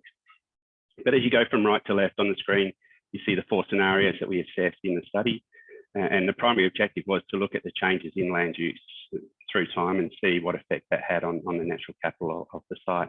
But the 4 scenarios that we had, as I explained before, were pre-mining. So then during the mining phase, and scenario 3 was the phase where the earthworks were being done to remediate the site. And then the 4th phase was looking at natural capital through the post-remediation or the restoration phase, if you like. And on the left-hand side of the screen, you can see how we have our natural assets and the liabilities, just like the financial balance sheet. And at the bottom, our natural capital asset position, if you like, just like it would be similar to equity on a financial balance sheet. But as described, these are the assets and the ecosystem services that they provide that were material to the site and identified through our impact and dependency materiality statement. So if you look at land value, that was just a straight out land value of the site through time. So that changes from when we initially purchased the land through to an estimated land value today. There was the value of the mineral resource. Obviously that doesn't appear on the opening statement because it only had a value when the mining company came along and was looking to exploit the resource. So again, this was another big component of our case study, what to do with mineral resources, because in bigger sites and companies that have bigger ore bodies, there's potential that the mineral resource component of the natural capital account could swamp the story that you're trying to tell in ecosystem services. Habitat was measured as the value of the extent and condition of different habitat types on the site based on a simple qualitative condition index, so high, medium, and low, and then a value put on that using actual spend from examples that have been used within WA, so the WA state government. Carbon storage was based on the price of a tonne of carbon as of June 2021, which was the end period for the reporting statement. So you can see there how carbon storage changes through time.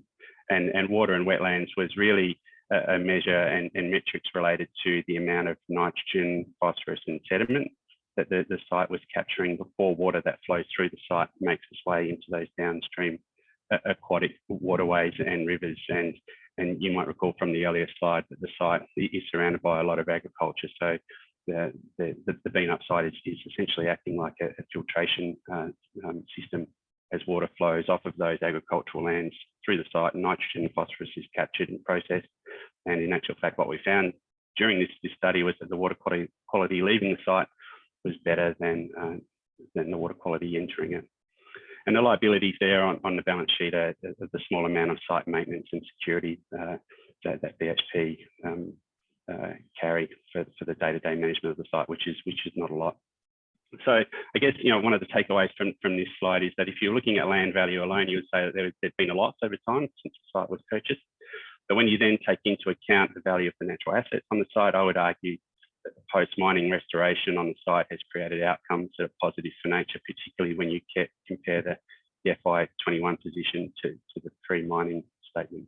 So these are, again, it's a way of showing directors, executives, the value of the work that we do on a mine site, particularly as you start to think about closure and progressive closure as a mine site is operating. I'll just move on in the interest of time. This is an infographic that I've taken out of the report. I'm not going to go through all of the numbers here, but just to highlight some of the key ones. During the case study, we found that we transferred 153 hectares of a threatened ecological community that's now protected in perpetuity because it was transferred to the WA state government and it's now managed by them. So that was a positive outcome for nature. The site hosts 4 listed flora and fauna species, as well as the wetlands being popular for migratory birds that visit the site during their migrations throughout the year. So there's a lot of bird life on the site. There's over 250 plant species were planted out on the site. And interestingly, we found that there's around about 7,000 tonnes of carbon being captured and stored annually on the site in the wetlands. And that was a data point that came out mid-study with the consultants wanting to go out and realise that carbon was a data gap and that they needed to go back and collect some more information on sediment benthic carbon levels.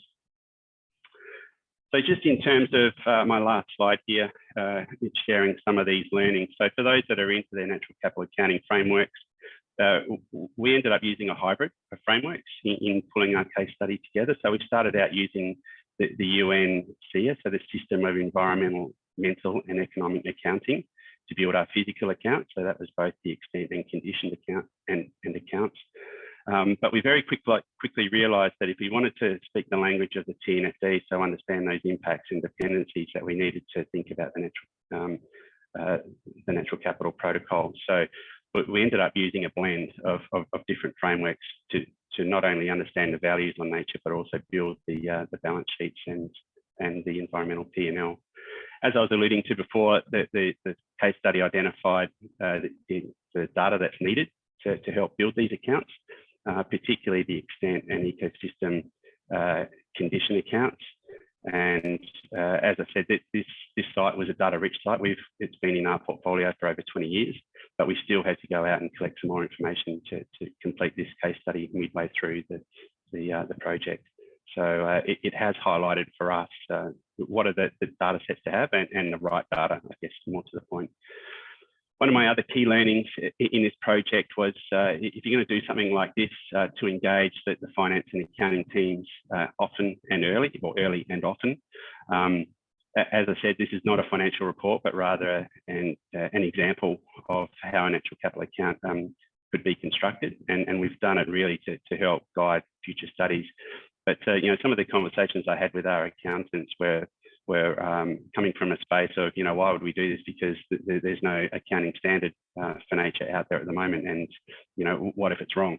And so that gets to the point that we were talking about in the first panel, which is like, you know, sometimes you just have to get out there, do something, and set an example, and then just learn from it. And certainly that's what this case study is about.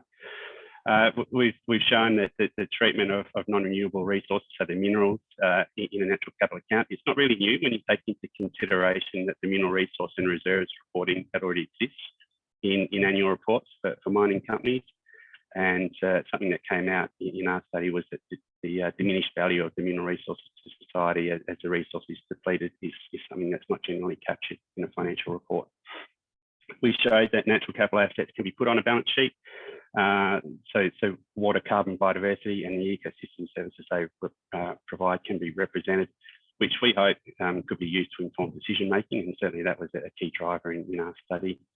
And as I said before, the absence of accounting standards for nature should not preclude development of these types of accounts, because I think we're all pretty convinced that they will come in time. And just in terms of nature, some of the key net gains that were realised, so the total amount of carbon captured and stored on the site annually, as I said, was around 7,000 tonnes. Water filtration and quality improvement for local pastoral operations was an unintended benefit of water quality flows to downstream receptors. Now, we had no idea that the site was doing both of these things before we actually commenced this report, or this case study. So I've just put a QR code up there on the screen that will take you to a copy of the report on our website. So on Tim's point about some recommended reading, absolutely go and have a look at the report. I'd also add to the list a similar approach that's been taken by the forestry sector, a company called Foraco in Tasmania, who is also out there doing natural capital accounting, and was inspirational in the thinking that we put into our study. So I'll stop there, Estelle, and pass the microphone back to you, and happy to take any questions on what we've done in the question time. Great. Thanks very much. We might move on straight on to our panel then. And yes, that was very illuminating. Joining us now, in addition to Carolyn and Tim, is Alex Banks. She's a partner for climate change and sustainability services at EY. A former lawyer with many years' experience in sustainability issues, and she was also leading the piloting work that was supported by DQ, by the Australian government, on TNFD. But look, I wanted to jump back to you, Tim, if you don't mind, and talk about what conversations BHP has had with other stakeholders about this. Someone has asked in the chat actually about discussing some of the business decisions that this work has informed, or that you anticipate it informing. Can you expand on that a little bit, please? And also, what's been the reaction of other areas of BHP to this kind of nature-related reporting and engagement? And have these frameworks helped with communicating internally? You did mention the finance area before. Yeah, okay, thanks, Estelle. So yeah, that's a great question. I might start there. So in terms of internal engagements, we've certainly, I was able to talk to our CFO and the CEO on this particular report. So it did and has attracted quite a lot of attention internally at high levels, and we've also briefed our board on the case study, and myself and Anne, who many of you would know, that the VP for Environment, brief our board annually on matters relating to biodiversity. So I think what I found is that it certainly brought us closer, us being the environmental team, to our finance and accounting teams, as well as our legal team. And I hope that this helps understand the values and some of the decisions that we could be making within our business, where nature really isn't at the forefront of people's minds. But when you start to put these sort of values out there and present the information, I think in a format that directors can understand or decision makers can understand, when you're sort of presenting numbers in a balance sheet or a P&L format, it does, I think, help break down some of that language barrier. And Tim, on your point, I think that would be one of my challenges, is that I've found in the past that it's quite often been difficult to translate environmental issues or nature-related issues into a language that everyone can understand. Now, it makes perfect sense in my mind because I've been studying nature and environment for years, all my life, but it's not necessarily to an engineer or an accountant or the finance team. So I think this is really helping, in my mind, break down some of those language barriers that we have internally, particularly, well, I hope it does, when it comes time to make investment and risk-based decisions. In terms of, another part of the question was, what other stakeholders have we engaged with? So we've shared this out through the TNFD. I've had similar types of conversations with other associations and groups. So BHP is a member, and there are other companies on the call. I can see that members of ICMM, so the International Council of Mining and Metals. So we've shared it through those forums. It's up on our website. It's freely available. Anyone can go and have a look at it. And that was the reason we did this, was to share those learnings. As I said at the start, we're not saying that this is the right way or the only way to do it, but it was really just to get an example out there to keep the conversation going, particularly on those mineral resources and how to deal with them in a balance sheet. Great, thanks, Tim. Alex, I might ask you a similar question. You're involved in piloting TNFD with a variety of organisations in various sectors. How was it received internally there? Can you hear me? Yes. Awesome. Okay, I've been having a weird internet issue. So generally very well. I think, we had really great engagement. So there was about 25 companies involved in the piloting that we were doing with the Department of Climate Change, Energy, Environment and Water, and kind of across the board, reasonably good engagement at senior levels. I think to Tim's point, there is a level of interest, but it's a different language. It's the equivalent of a tax team suddenly having to explain to a sustainability team why tax matters. So, you have to go into those conversations, making sure that you're speaking the same language. And that goes both ways. I think there's often an onus on the kind of sustainability or the environment functions to conform and mould into speaking the language of finance. But it's mutual now. The finance departments of organisations, the treasury departments need to start thinking about how they can actually upskill and learn this new language as well. So that's definitely something that came up quite a bit. One of the other areas that I think that the kind of really direct engagement with senior leadership needs to happen early as part of the TNFD conversations is in relation to scoping. And the organisations that did this as part of the piloting and engaged the senior leadership in those scoping discussions, we found kind of had better engagement throughout, and it's not to say that the purpose should be that, senior leadership comes in and says, no, limit the scope or only look here or don't look there.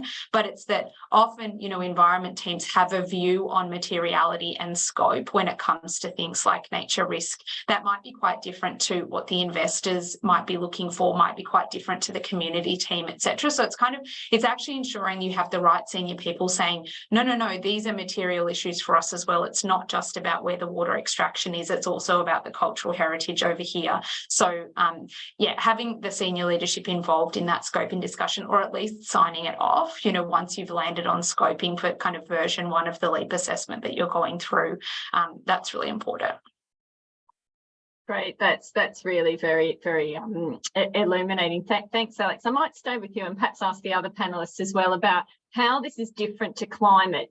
Does nature need a different response to climate in terms of communicating internally within organisations?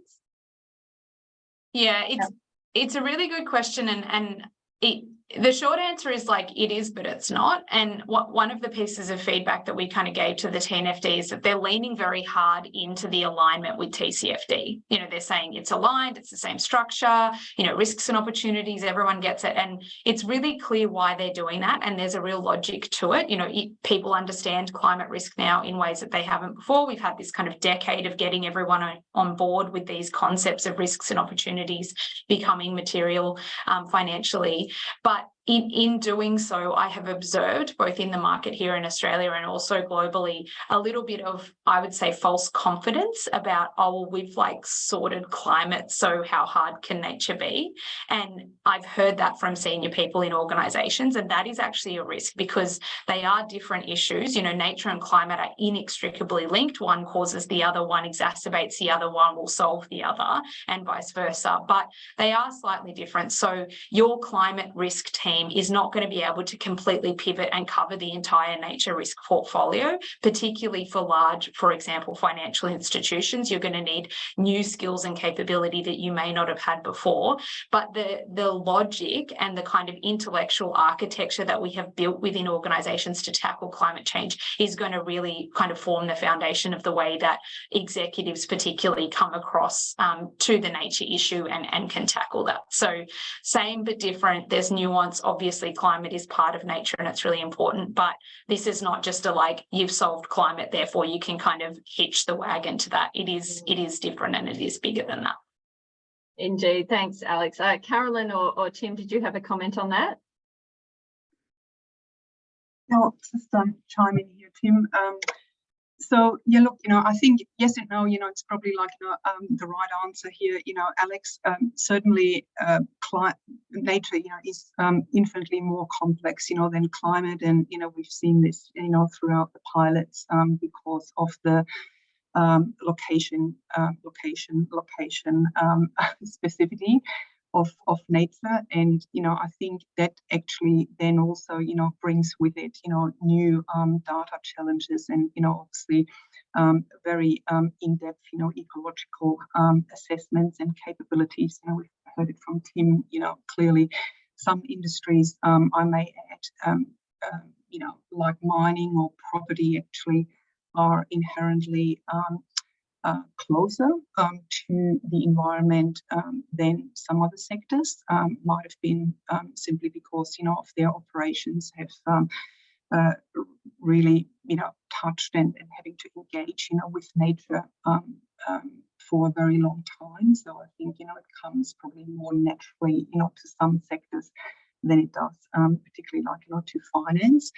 And yeah, I think, you know, in terms of the actual alignment and consistency and structure, as I said, you know, in my earlier presentation, it definitely does make sense to actually slipstream and align climate and nature across the actual strategy and governance, risk management, metrics and targets. Sure, you know, it is more complex than climate, you know, because with biodiversity, there will never be just one single metrics like we have, you know, for greenhouse gas emissions ton avoided.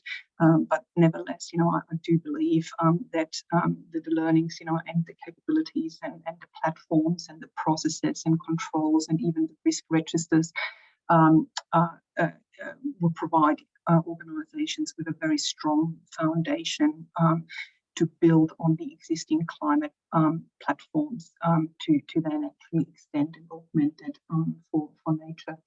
You know, looking at if you've got any other comments to make.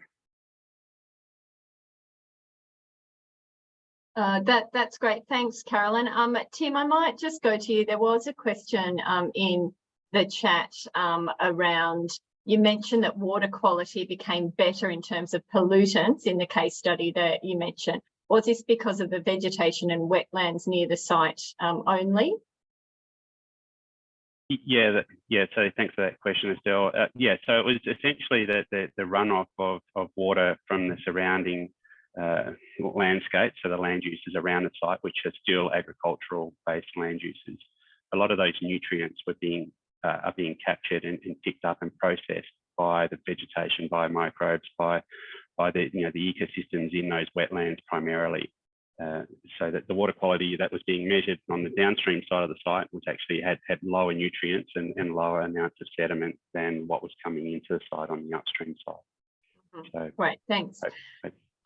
We're at time now, but I did just want to ask you all if you had any final comments about those internal drivers for embracing TNFD reporting, and also any tips for where to go to find out more.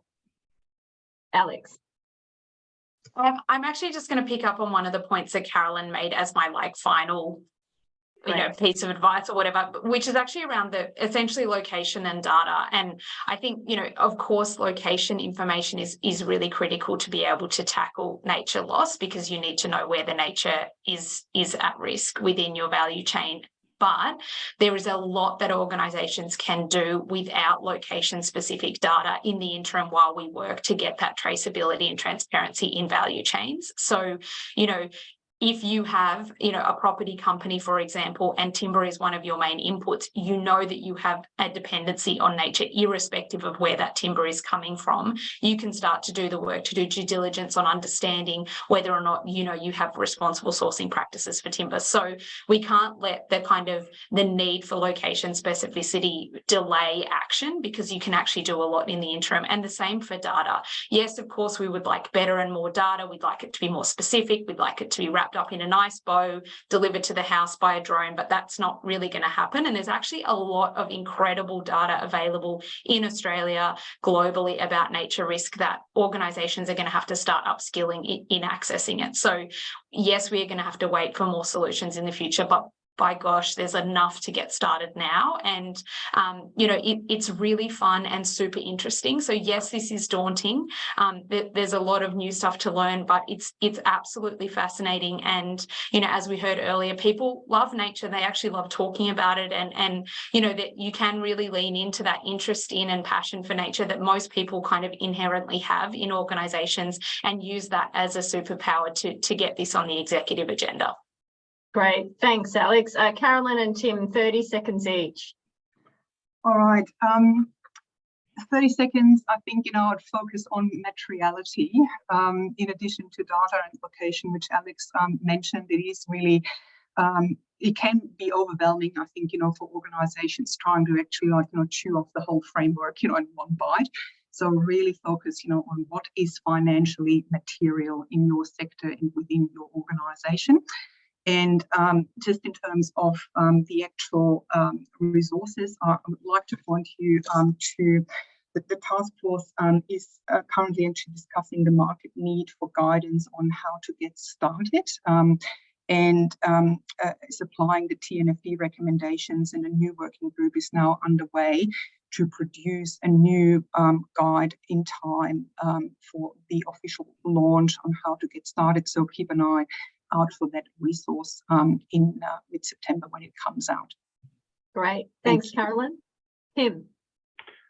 Yeah, thanks, Estelle. Look, I'd probably, in thinking about something new on top of what Alex and Carolyn have just said, I'd come back to a point Christian made in the first panel around bandwidth. And so keeping the conversation as simple as possible for your executives and directors when you're talking about this particular topic. And feedback that I've had from them when we have had these conversations is that we've got to integrate with the climate team, so that they don't want another person walking in the door, at an asset with something new saying, hey, we've got to fix nature. It's like, let's all get together internally within these companies, integrate with each other, because that's what our operations want. That's what our directors and executives are asking for as well. Indeed. Well, thanks very much to our eminent panel for that fantastic discussion. We'll move on now to hear from government. Ariana Cowling is Director of Financing Solution for Nature at Department of Climate Change, Energy, the Environment and Water. She's an economist with many years' experience in government, and her team's leading the Australian government's involvement in TNFD. Thanks, Ari. Thanks, Estelle. Can people hear me? Yes. Okay, I'm just going to share my screen, my slides, if that's all right.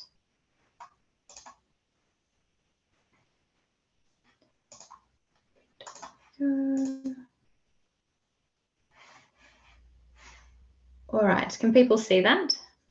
Yep, we've got that, thanks. Excellent. Okay, so first of all, I just want to thank Estelle and all the other speakers who've gone before me today for some really interesting presentations and discussions, and also really pleased to see so much engagement in the chat, some really excellent questions and observations. And it makes me agree with Alex's point that a lot of people intuitively care about and want to talk about nature. So as Estelle said, my name is Ariana Cowling, and I'm a director at the Department of Climate Change, Energy, the Environment and Water, and I'm joining you today from Ngunnawal country. This workshop is about TNFD, but I want to start by taking a step back and explaining how we got here in the first place.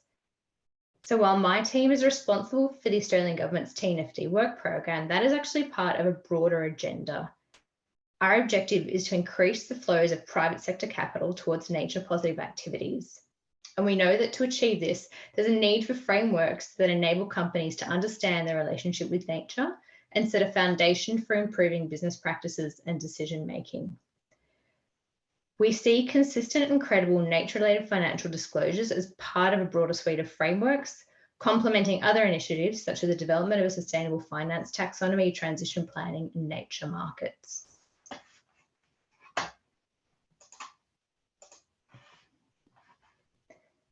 The Australian Government has supported the work of the TNFD over the past 2 years and sought to complement the TNFD's efforts by working with industry here in Australia.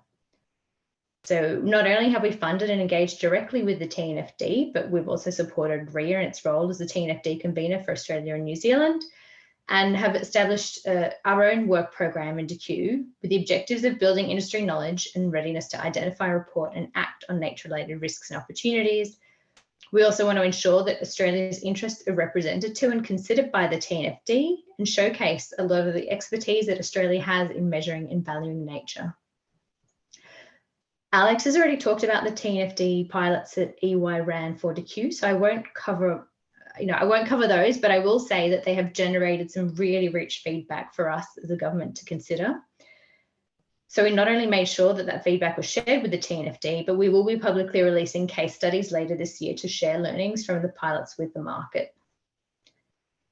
And we know the work is not done when version 1.0 of the framework is released in September. We know there's still a lot of work to do around capability, a common language, data guidance and systems to support nature-related financial reporting here in Australia.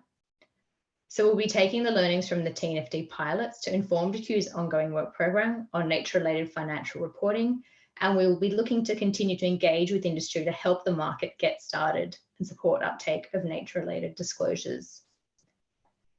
At the same time, we're closely monitoring international developments, such as the release of ISSB standards S1 and S2 and their consultation on next priorities. We're closely monitoring how central banks and financial regulators across the globe are talking about nature risk and financial system regulation developments, including the developments from the EU that Carolyn covered earlier. And last of all, we're working with our colleagues in Treasury on the development of the Sustainable Finance Strategy, which Treasurer Jim Chalmers announced has announced and will be released later this year.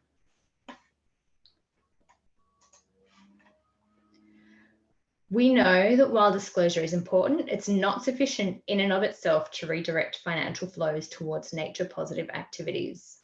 So I'd like to take the opportunity to talk about some of the other nature related developments and reforms the Australian government is currently working on.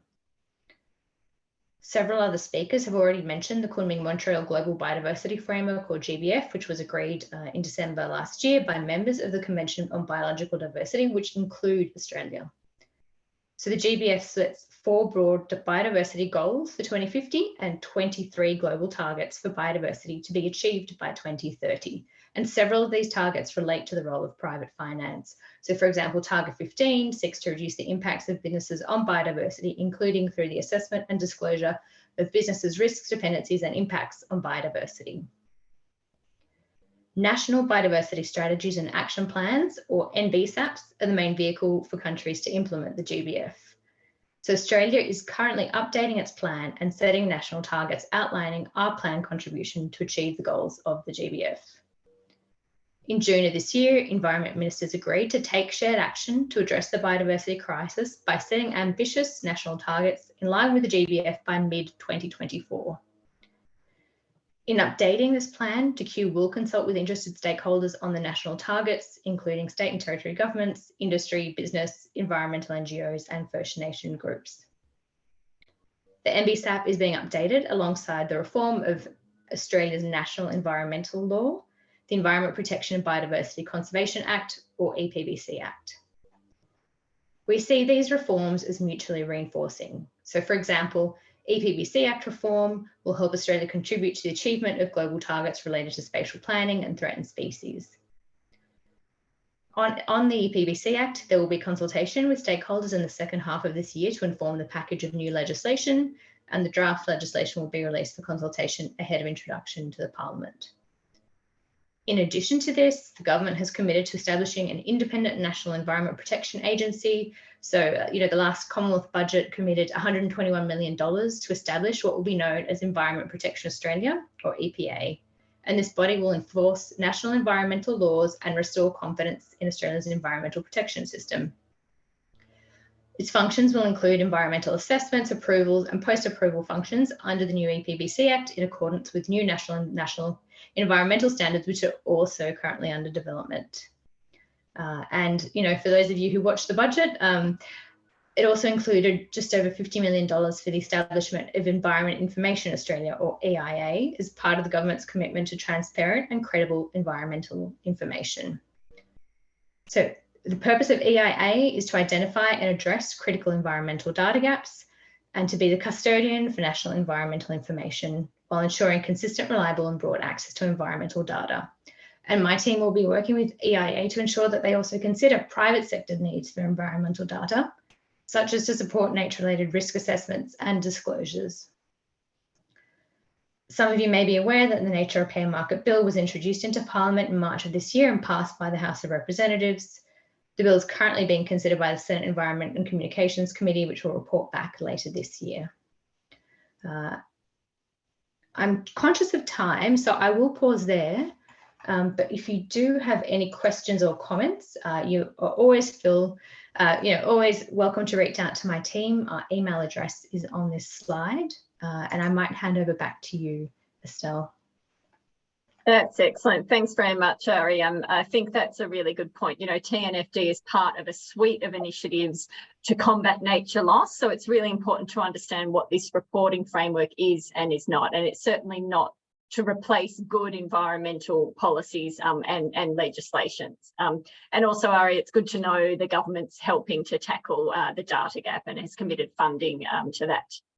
Well, there's a lot to take away from today's discussion. We've received some amazing advice from the experts and those that have been deeply involved in this. Things like, linking to your climate goals and to your transition plans. That point about getting started and not letting perfect be the enemy of the good. And that kind of increasing ambition over time is the way that this is going to go. Also, those points earlier on about taking a collaborative approach, whether you're an investor or a company or another stakeholder. And if you are an investor, to ask questions of those investee companies, and if you're a director, to ask questions of your team.